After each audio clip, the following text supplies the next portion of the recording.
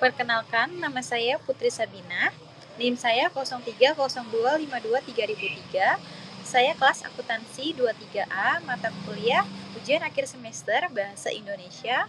Materi yang saya ingin sampaikan pada PowerPoint ini yaitu kinerja pusat investasi.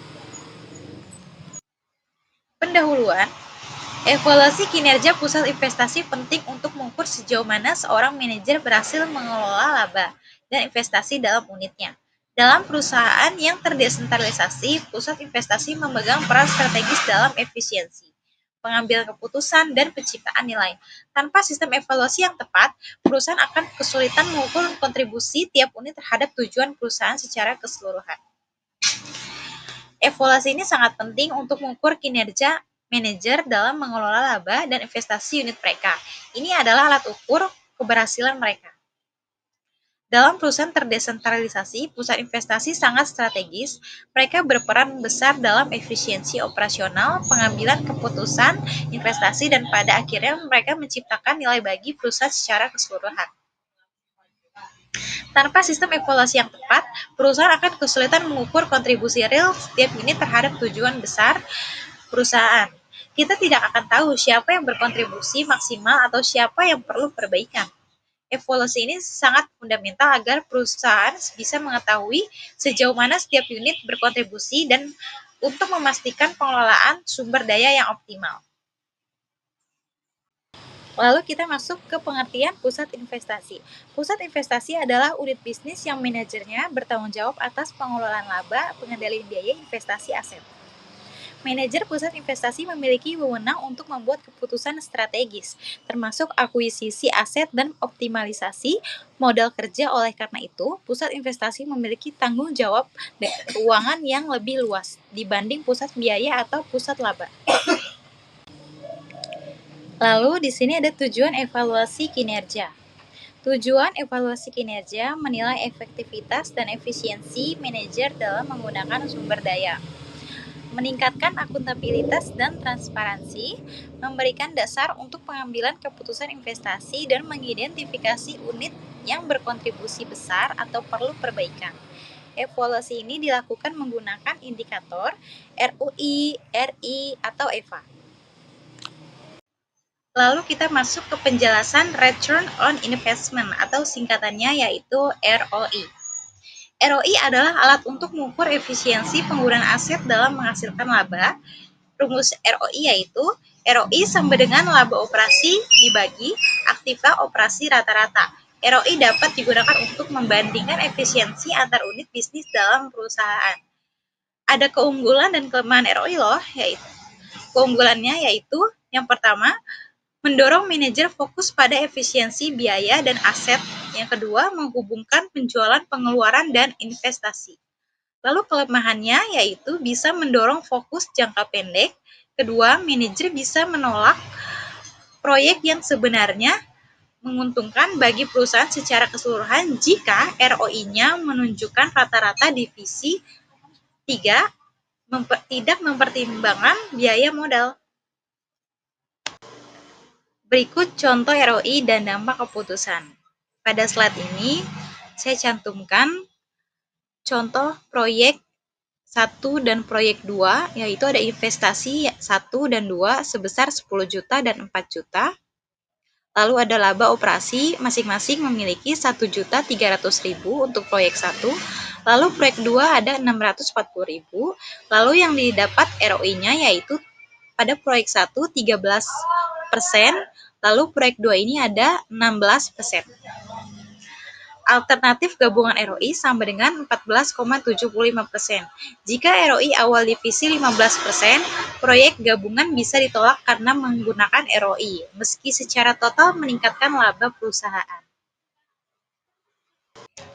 Lalu kita masuk materi ke residual income atau singkatannya yaitu RI. Residual income adalah laba setelah dikurangi biaya modal minimum. Residual income rumusnya yaitu laba operasi dikurang tingkat pengembalian minimum dikali aktiva operasi rata-rata. Residual income memberikan gambaran apakah laba yang dihasilkan cukup untuk menutupi biaya penggunaan modal. Lalu di sini ada keunggulan dan kelemahannya pada residual income. Keunggulannya yaitu yang pertama, selaras dengan tujuan pemegang saham, yang kedua, mendorong penerimaan proyek yang memberikan laba lebih dari biaya modal.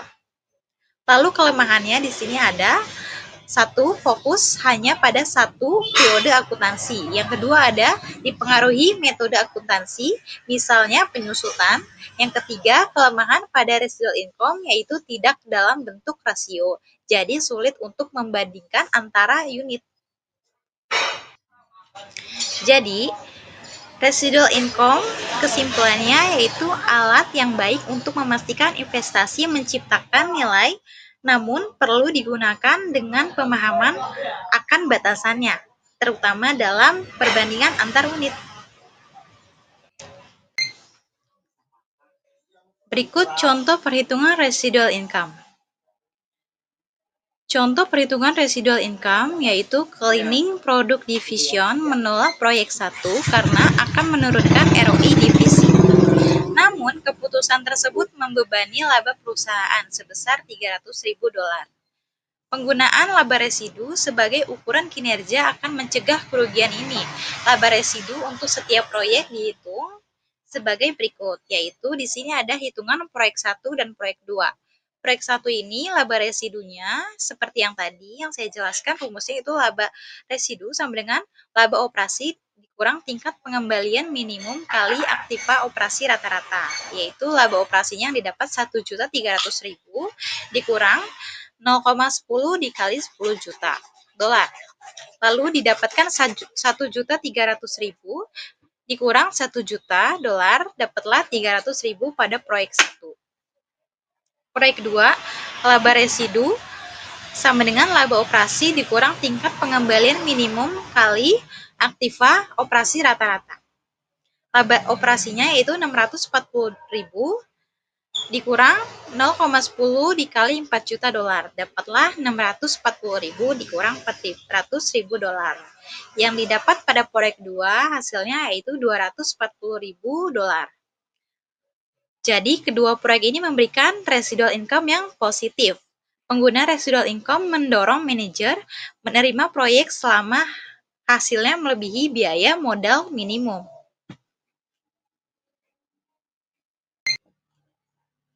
Lalu di sini kita masuk ke materi Economic Value Added atau EVA.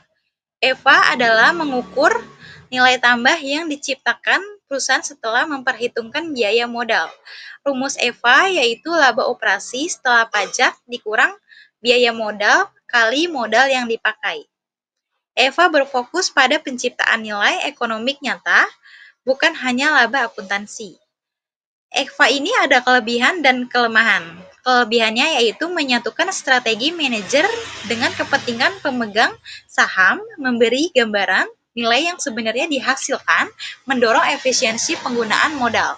Lalu kelemahan EVA ini apa sih? Kelemahannya itu biaya modal sulit ditentukan secara akurat, tidak menilai aspek non-finansial, misalnya reputasi, kepuasan pelanggan.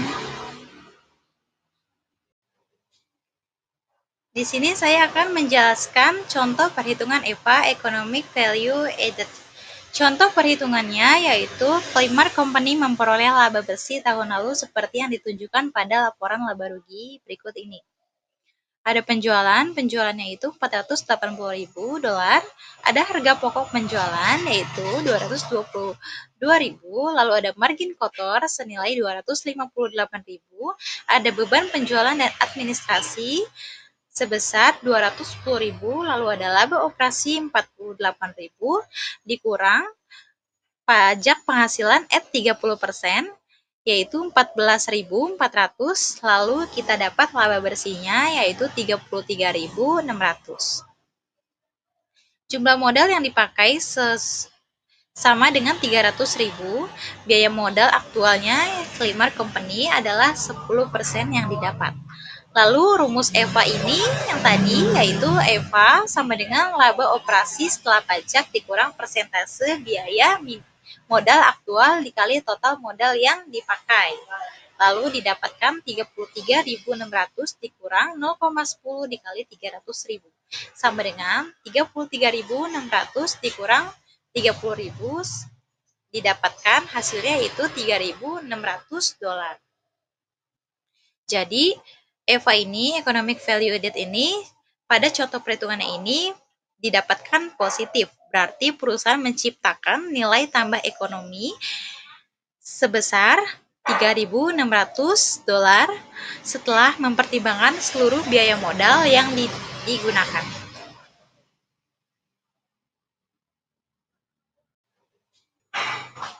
Jadi kesimpulan yang saya bawa dalam presentasi PowerPoint ini, terdapat ROI, residual on investment, efektif dan mudah dipahami tapi rawan manipulasi jangka pendek.